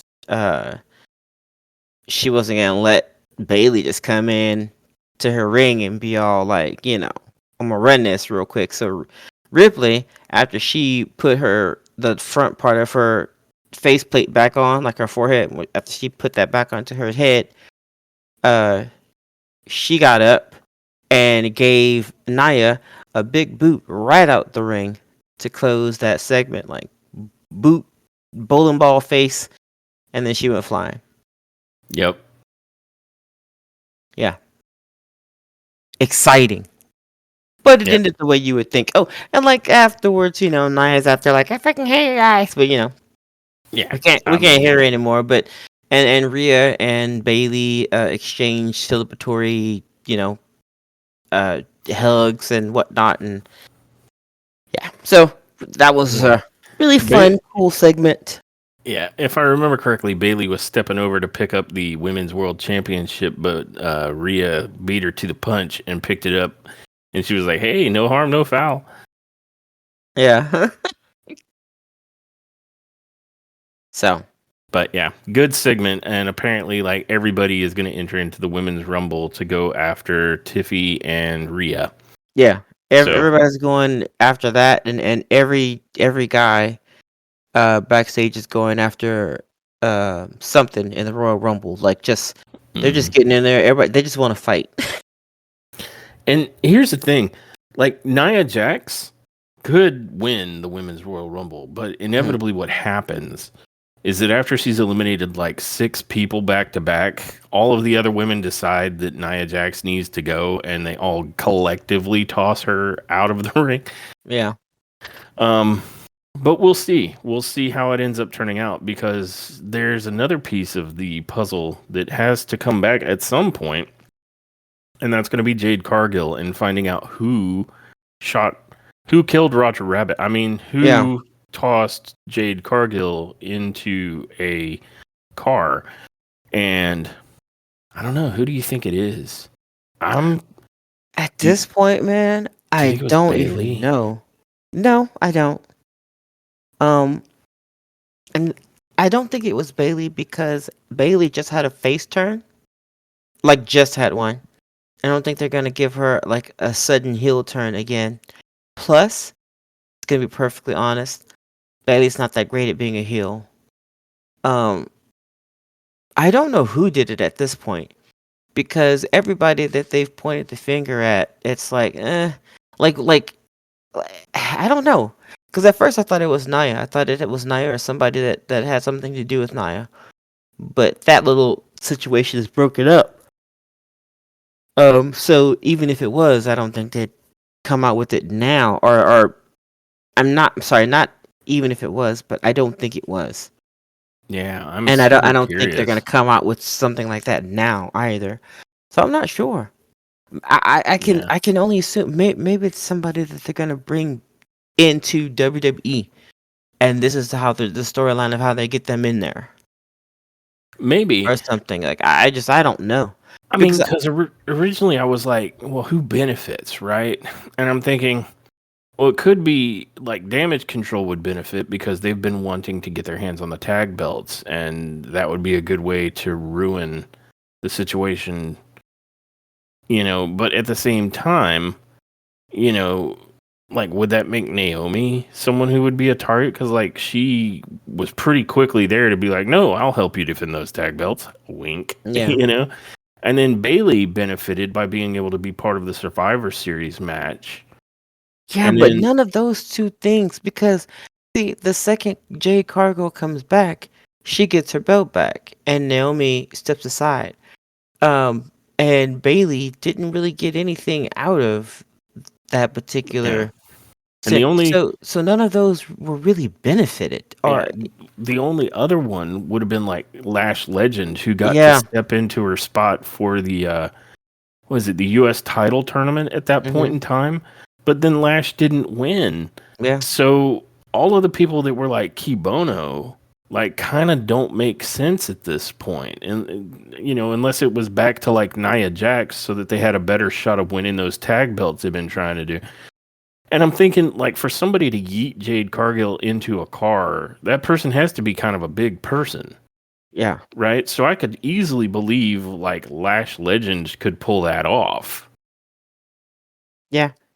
Or maybe But Nia Jax. but they haven't said hide nor hair. Like I haven't seen hide nor hair of her. Like I thought they were coming to the main roster. Um, Well, see, but that makes me more suspicious of Lash Legend being the culprit because yeah. Mm-hmm. they were pushing him and showing him to us, like, on a regular enough basis. Yep. And then immediately after Lash Legend's appearance for that one shot at the title belt, they've been disappeared.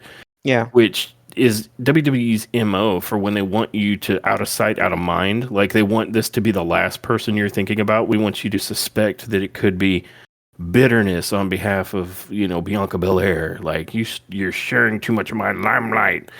Or Mm-hmm. Naomi or Bailey or even Nia Jax. And so that makes me think they're going to end up pointing it at Lash Legend. And I'm like, well, then where do you go with that, though? Like some huge feud between Lash and Jade? That could be good. True. I'd be here for that. Yeah, so it could be building up to a powerhouse feud between the Meta 2 or the Meta Girls, uh, Jakara Jackson and Lash Legend going head to head with Jade and Bianca, which could be interesting. Yeah. So we'll see. I'm still curious about it though. Like it's one of the big mysteries that's still up in the air. Mm-hmm. But following that, we are shown that next week on Raw, the New Day will return to in-ring action. Who cares? And JBL will be in the house, which is a little surprising because the last time I saw JBL, he was like in TNA, like clotheslining people. They also mentioned that Seth Rollins will collide with Drew McIntyre in a WrestleMania rematch. But that brings us to the fifth match of the night: Damian Priest versus Finn Balor in a street fight, and this is the main event. What kind of did you think of this one? Um, I'm glad that Michael mentioned that they were 3-3.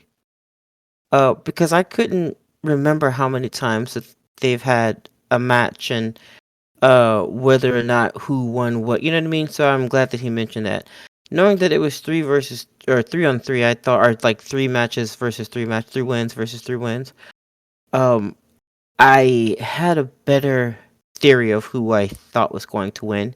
That individual did win, but aside from that, this match was kind of over the top and didn't do bad by either competitor.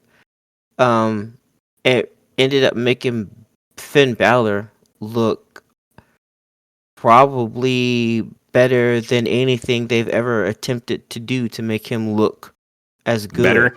Yeah, just having just having a match with Damian Priest and going balls to the wall, like just like not giving a fuck and going out there and just getting psycho. And Balor looked phenomenal.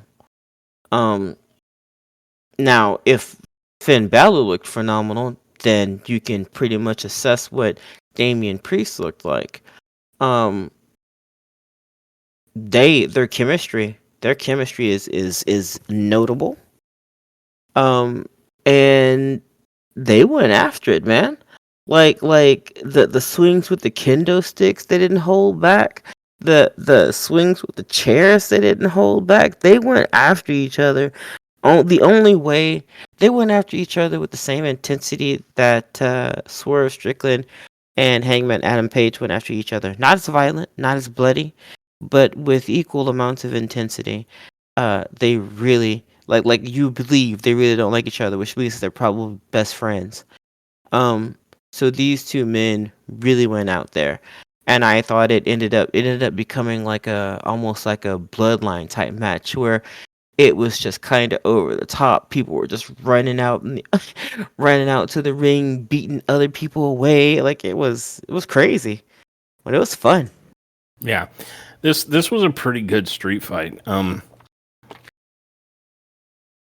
I liked that Priest comes out first, and he's carrying a kendo stick, and he turns and he looks up the the entrance ramp, and he waits for Baylor, or Balor, sorry. Um, and we're looking, and then Balor slips in, the back of the ring, also with a kendo stick, and just starts going off on Priest. Yeah.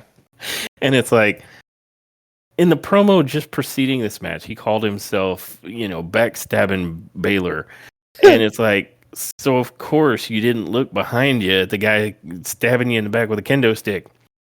But even though Balor really gives Priest kind of the kendo stick delight, Priest eventually catches the kendo stick and then whips Balor across the ring.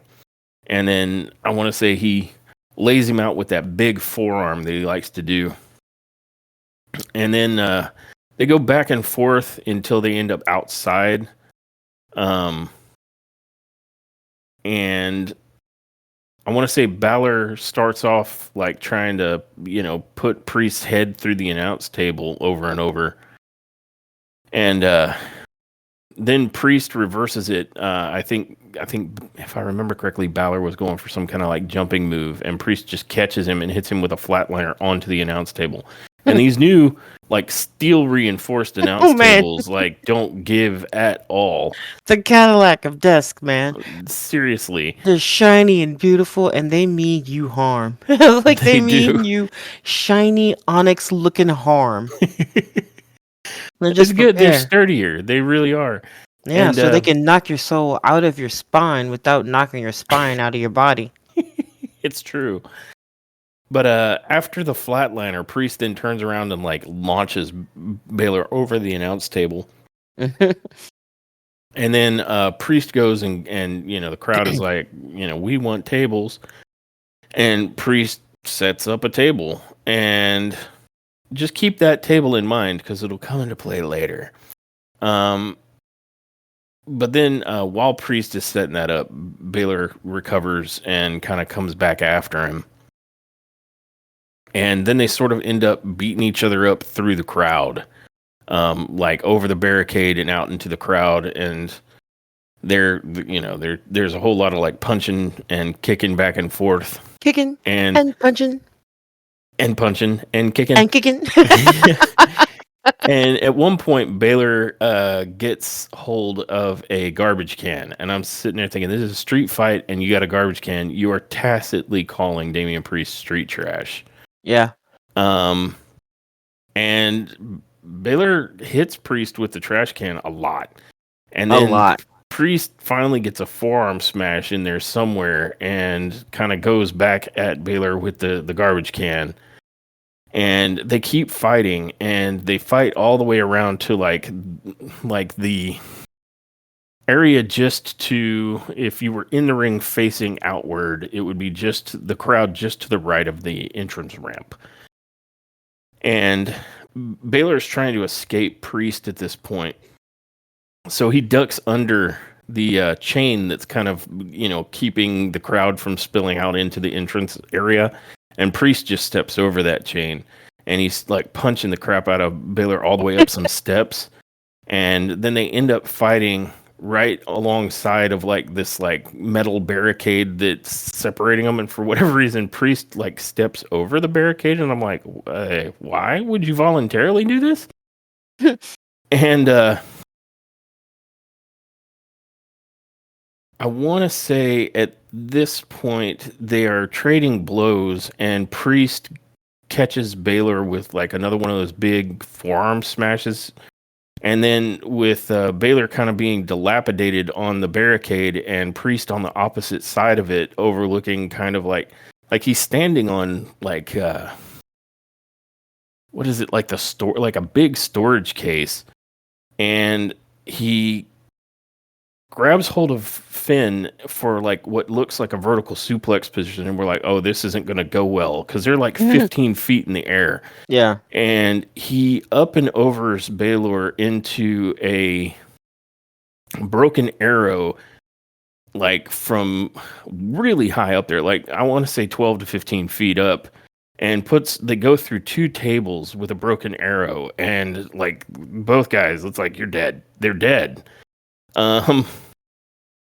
And they end up bringing out a stretcher because like while Priest was able to kind of get it back together and heads back to the ring, Finn Balor was just having a nice little nap. He was and they've got him in a neck brace and strapped up to a stretcher, and the rest of Judgment Day kind of comes out there checking on him.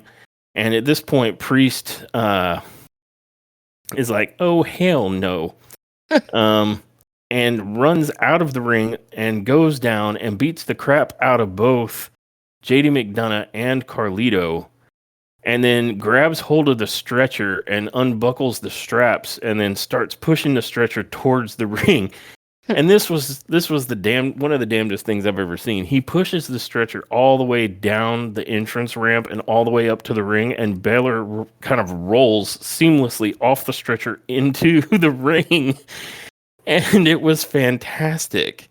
And Priest follows up and starts trying to go after Finn. And let's see. I want to say he picks up Finn and tries to go for the rebound lariat, and you know, Balor's standing there in like a neck brace, just sort of bouncing around like he doesn't know what's happening. And Carlito then comes in, and before like Damian can really land, I think he's trying to hit him with the South of Heaven while he's got this big neck brace on, and Carlito comes up behind him and hits him with a backstabber. And at this point, Judgment Day kind of gang up on Damian Priest, and McDonough hits a moonsault while Carlito's holding Damian Priest's feet, and then they kind of get Balor back up on his feet and try and lift him into the corner. And while he's sitting on the top rope, he takes off the neck brace and then delivers a coup de grace, but only gets a 2 count. And while this is going on, McDonough and Carlito hop out and they pull out another table and set it up. So now there's 2 tables set up between the ring and the announce tables. And to stop the like overwhelming odds of the mega beatdown that's happening to Priest, the War Raiders come out and they proceed to obliterate McDonough and Carlito. I think Ivar hops in and immediately cartwheels around McDonough, trying to hit him with a chair, and then Ivar does like his spinning leg lariat and decapitates McDonough, which is impressive because McDonough has a giant noggin. He does. And then the War Raiders hit the assisted power slam on McDonough, and so he's dead. And the War Raiders and McDonough and Carlito end up brawling all the way backstage, leaving Priest and Finn in the ring.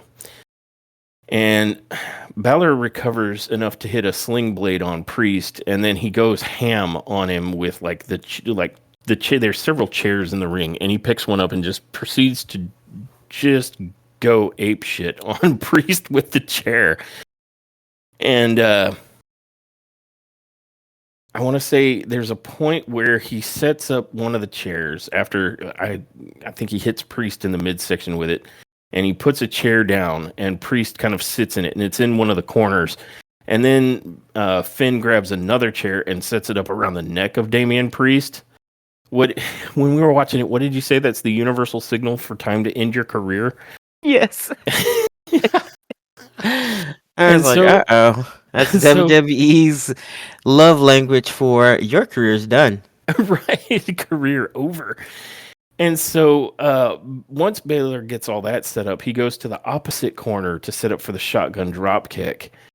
But when he runs at Priest, Priest does that South of Heaven chokeslam that he did recently on Dominic Mysterio, where it's sort of like a rebound move. Like when they're running at you, he just grabs you and sort of bodies you by the neck into the air and down for the chokeslam.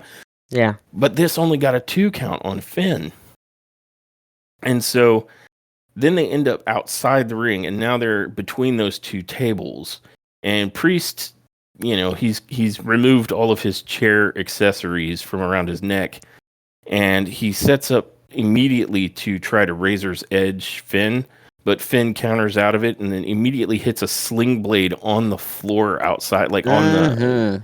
And it looked crazy. And the fact that he pulled it off, like while they're tucked kind of between these 2 tables that have been set up, was fantastic. And what he does is he then picks up Priest and rolls him on to. If you're at the announce table and you're looking towards the ring, there is one of these tables set up to the left and one of them set up to the right. And they're kind of long ways between the announce table and the ring. And so to the leftmost one, he puts Priest on it, and then he gets up on the apron and he takes out running and does a coup de grace to Priest through the table. And we were like, well, Priest is done. He's dead. Rip Priest. Ripping pepperonis. The Priest needs the last rites. Yeah. But after that, Finn is struggling to pick Priest up to be able to get him back in the ring to pin him. And he's got him in kind of like a front neck lock, kind of almost like a guillotine, but instead of it being all entirely around the neck, he's got one around the neck and one under the shoulder because he's trying to just pick him up to get him back in the ring. Well, Priest regains enough of his senses to just straight up lift Finn Balor into the air and turns around and runs with him and spears him through the ringside barricade where the timekeeper and whatnot usually are. Yeah. And so now they're both just with the barricade in bits. And Priest ends up recovering first, obviously, and he then proceeds to pick up Finn, and then he takes Finn over and he's about to throw him back into the ring. But then he looks at that table, the other one that's still up there, the one that's kind of right facing from the announce desk, and he instead Razor's edges Finn through it.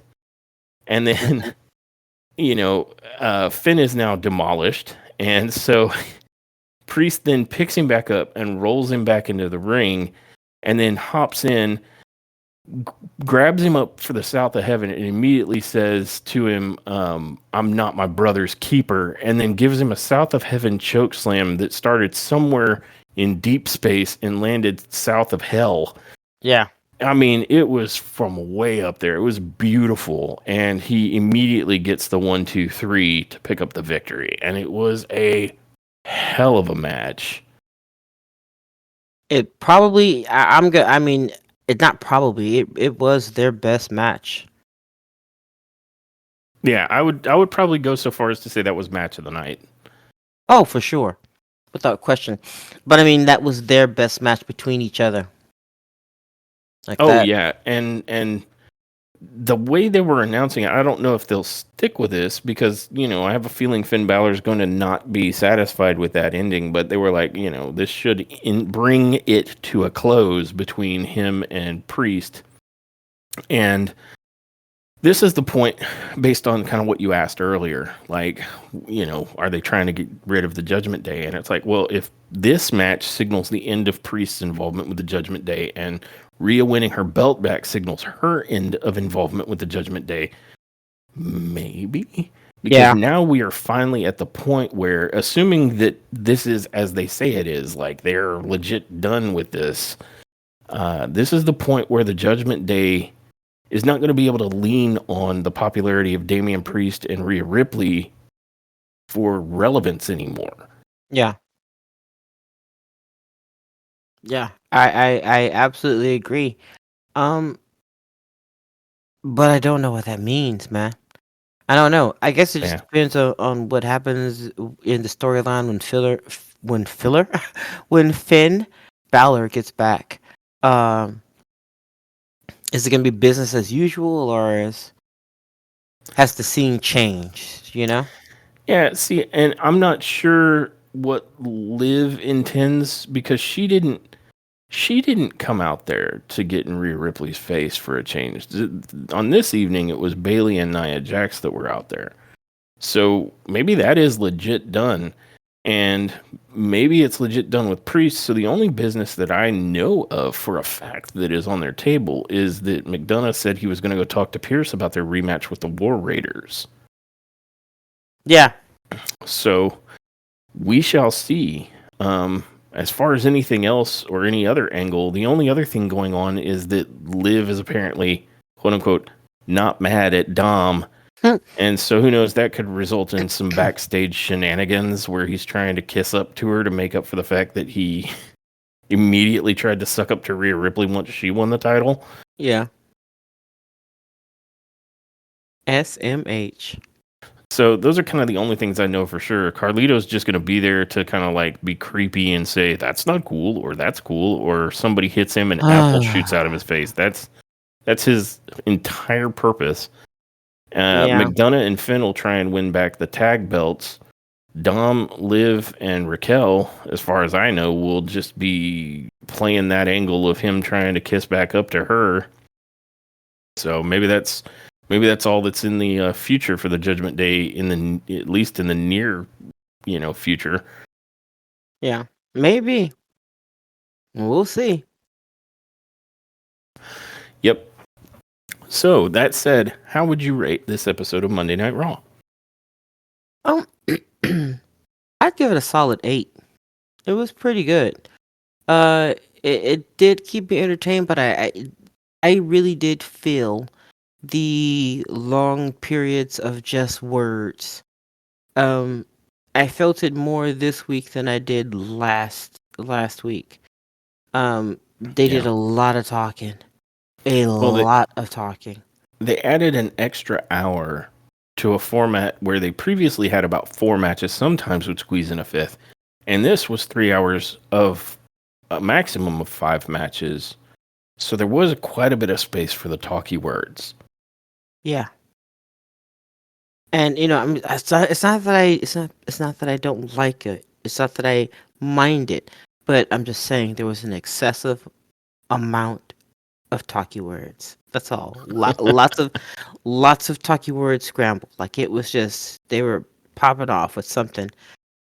Lots of advertisements, lots of this, lots of that, and I guess it was not as I don't know. I don't know why it was so noticeable this time.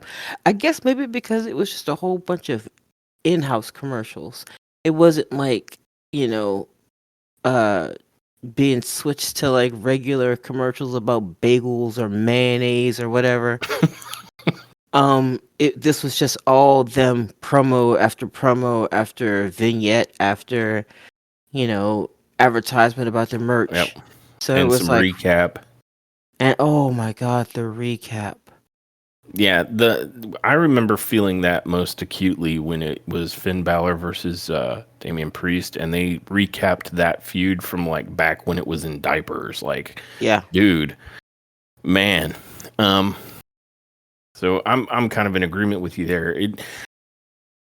I think some of it is necessary, right? Because they're setting up both the Royal Rumble and they're setting up a lot of matches that are coming up for the new Saturday Night Main Event pay-per-view that's going to be on, I think, the 25th, so like in 2 weeks.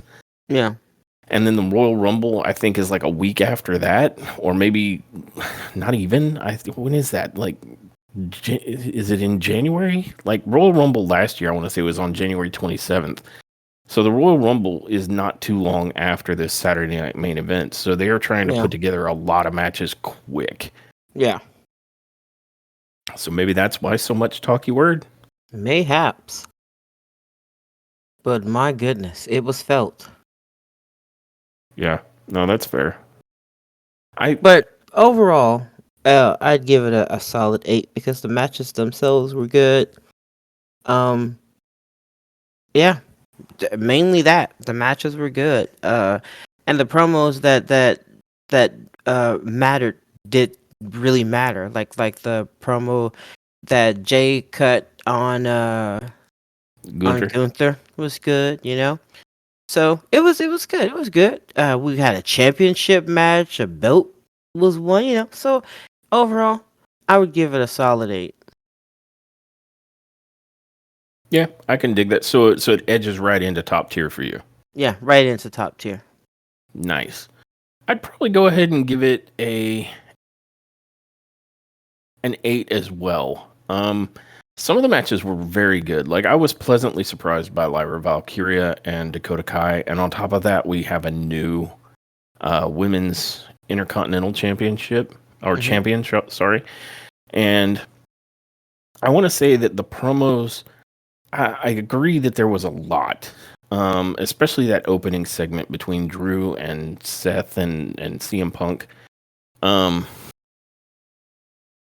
all for them to basically just say that they're all getting into the Royal Rumble, which is Hmm. cool. Um, and I guess set up a match between Drew and Seth next week.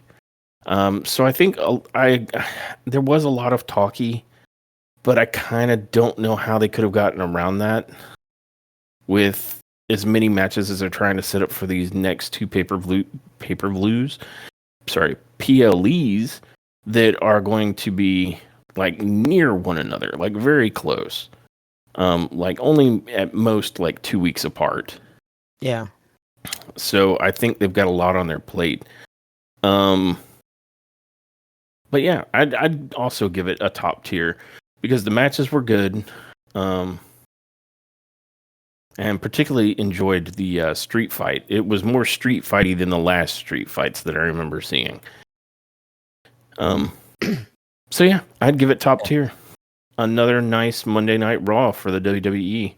Yeah. Match of the night was definitely the main event. Yeah, Just throw that in there as well. yeah, and it's not because the other matches weren't very good, but Mhm. it stole the show. It really was the main event. Yeah, they Um, went crazy. It was good. although I would like to give an honorable mention to Penta and Chad Gable. Those dudes were bringing it. Um, and I agree with you what you said about Penta needing to get his sea legs. I don't think he spent a lot of time in a WWE ring, and I think the ropes are probably either more or less tense than where he came from in AEW because there was a couple of like off the ropes moves that didn't quite do what they needed to do. I mean, it wasn't terrible, but it wasn't great. And I think it's because he doesn't quite get the bounce on them yet. Yeah. But on the whole, for his debut match, especially against a performer as technically proficient and just outright good as Chad Gable is capable of being, Penta did great. Yeah. So there was some really nice matches in this one. No, I agree. Well, so the conclusion is that WWE Monday Night Raw from January 13th was top tier. Indeed. And I just want to thank everyone who listened for this episode. And I look forward to you all joining us for our next episode. The recording schedule is a little bit off this month. We are scheduling a move, but we should be back to our normal schedule in early February. With Until then, vigor. with vigor. Until then, we're keeping an eye on AEW to see how they're doing because we kind of stopped covering their stuff because like back during the Continental Classic, some of the booking was just so terrible that we ended up having whole episodes where it was just nothing but a complaint fest, which really isn't why we do this. Yeah. We want to be able to say nice things about the product that we love. So we're keeping an eye on that. We have seen a couple of neat things. Yeah. I would recommend that anyone who hasn't seen this isn't technically AEW and it's not something we usually cover, but it was a special event. We took a look at New Japan's Wrestle Dynasty, which was like 5 different promotions were represented. I think it was New Japan, AEW, Ring of Honor, CMLL, and Stardom. And wow, that was a hell of a mega show. Yeah. We watched, I want to say, all 5 hours of it, and with a couple of exceptions, every match in there was ridiculously amazing, including the first match for Kenny Omega back after a year-long absence recovering from diverticulitis. He put on a match with Gabe Kidd that was insane. Yeah, it was fantastic. So that was good. And the past couple of weeks, we've been watching AEW, even if we're not covering it, and we have noticed a pattern of like Dynamite being pretty good and Collision sucking out loud, like really big. So we're hoping that they can get Collision's booking like kind of better, or maybe we'll just start talking about Dynamite. Yeah. But none of that's going to happen for sure until we're reestablished with our regular schedule in February. Until then, we'll be covering WWE just to keep things spicy, particularly Raw.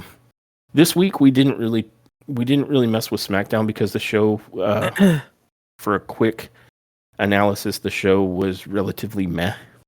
Like, in short, it would be about maybe 5 or 6 neck nubs.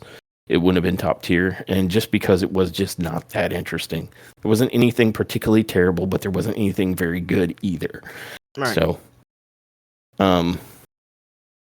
that said, we'll see you guys then.